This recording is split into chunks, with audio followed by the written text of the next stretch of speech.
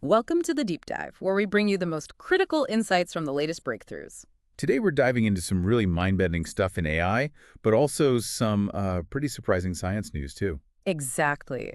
From AI securing our digital world to robots getting, well, smarter about themselves and how search is changing. Plus, human evolution, medical firsts, even geology, things that could really shift our understanding. Our goal today is simple. Cut through the noise, give you those aha moments, make you feel genuinely informed. Let's get into it. Okay, first up, cybersecurity. A huge one.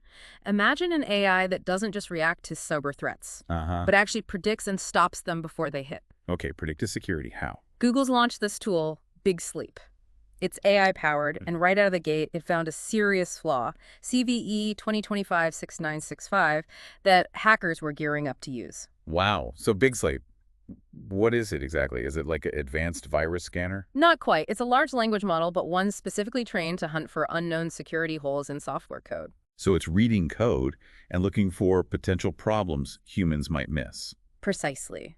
It predicts where the next attack might come from. This frees up human experts for the really tricky, complex issues. And it's actually working, finding real flaws. Yeah, since November, it's already found multiple real-world vulnerabilities.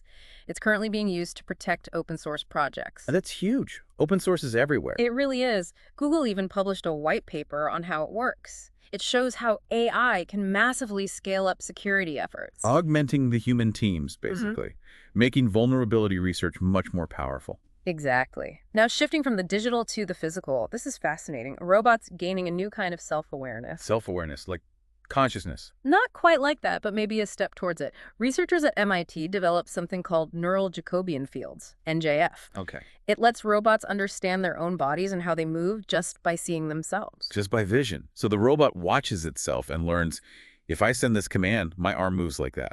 You got it. It learns its own geometry and how sensitive it is to controls, all through a camera. That sounds simpler than loading it with sensors. Much simpler. It only needs one camera, no onboard sensors needed, and it works for different types of robots, soft ones, rigid ones. So this could make robots much cheaper and more adaptable, less complex engineering. That's the idea. This research, published in Nature, could let robots work in messy, unstructured places. Like farms, construction sites, even our homes, places that aren't perfectly predictable. Right. Without needing expensive setups, it lowers the barrier significantly. It's part of this trend of teaching robots by observation, not just programming every single move. Visual learning, that's pretty remarkable. Okay, let's move to something we all use constantly. Online search. AI is changing that profoundly. Google, right? They're pushing AI hard in search. Yeah, Robbie Stein, the VP of product there, is focused on making search faster, smarter, more useful using AI. Well, they certainly have the advantage. People trust Google, use it daily. And the data. 50 billion products, 250 million places. They have this enormous pool of knowledge to feed into AI experiences. So what does this mean for, say, clicking links, if AI just gives you the answer? That's the big question. AI overviews do give direct answers, and apparently 1.5 billion people are already using them. Wow, that's fast adoption. But the thinking is people will still want to dive deeper. Click the links, check sources, quality content, trusted sources, they still matter. So SEO isn't dead, maybe just evolving. Seems like it. And people are changing how they search too, asking longer questions, more conversational, even using their phone cameras to search the real world. Interesting. And from a design side, how do you balance that AI power with, what people are used to? It's a tricky balance. Respect the familiar workflow, but innovate if it brings a huge leap in value, as they say. So AI suggests things, but humans still decide what makes a good product. Absolutely. AI can generate ideas, analyze data, but product leaders decide if it's something people actually want. You can't just outsource that judgment. Not yet, anyway. Makes sense. Human oversight is key. Okay, shifting gears completely now. Beyond AI, there have been some truly startling discoveries in other fields recently. Like what? Well, first, get this. Scientists think they might have found an entirely new human species. What? Seriously? While organizing fossils, researchers spotted some skulls and teeth with really unusual features. They don't seem to fit known species. Where and when? Eastern Asia, maybe living between 300,000 and 50,000 years ago. If it's confirmed, It could rewrite parts of the human evolution story. That's incredible. A whole new branch, potentially. Huge implications. Then there's a medical breakthrough. Babies born using DNA from 3 people. Ah, the mitochondrial replacement therapy. Exactly. They seem to be completely free of the hereditary mitochondrial diseases they would have otherwise inherited. Doctors at Newcastle University developed that, right? Swapping the nucleus into a donor egg with healthy mitochondria. That's the one. 8 children born this way are healthy. It could potentially eliminate these diseases for future generations. Amazing hope for those families. Truly life-changing. What else? Something for the geologists. A first ever recording of a fault line actually rupturing in real time. No way. During an earthquake. Yep. During that big 7.7 magnitude quake in Myanmar back in March, scientists accidentally caught it on camera. What did it show? The ground splitting open 2.5 meters. Yeah. In just over a second, like unzipping the earth. Wow. So this confirms theories about how faults rupture, that pulse-like movement. Precisely. They'd theorized it, but now they've seen it. It's a massive leap for understanding earthquake mechanics. Could help predict future quake behavior. Incredible footage, I bet. And one more quick one, back to tech.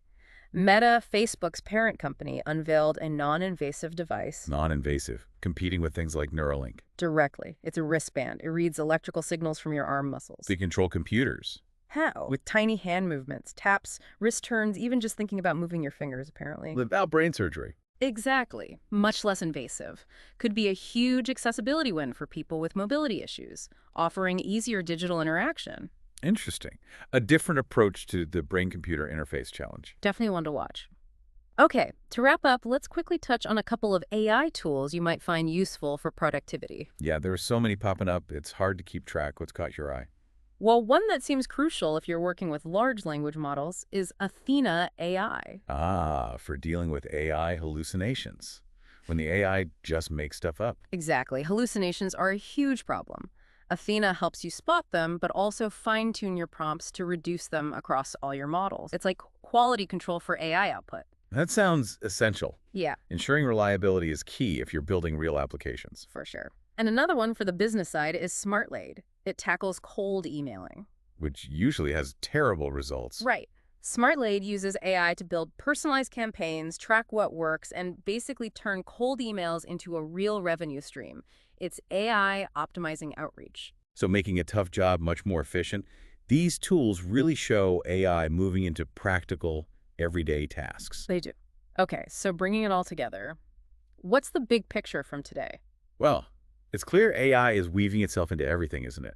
Predicting threats, giving robots a sense of their bodies, changing how we find information. And beyond AI, fundamental discoveries are still shifting our view of human history, medicine, even the planet itself. Feels like a period of really intense change, driven by this technological acceleration. Absolutely. The theme seems to be technology, especially AI, pushing boundaries everywhere, augmenting what we can do, what we can understand. It makes you wonder, doesn't it? As these tools get even more powerful and integrated, how will they change not just our productivity? But the actual process of discovery, human interaction, the very nature of how we learn and create. That's the big question to ponder. How does this continuous evolution reshape us? We hope this deep dive gave you some valuable insights and maybe sparked some new questions.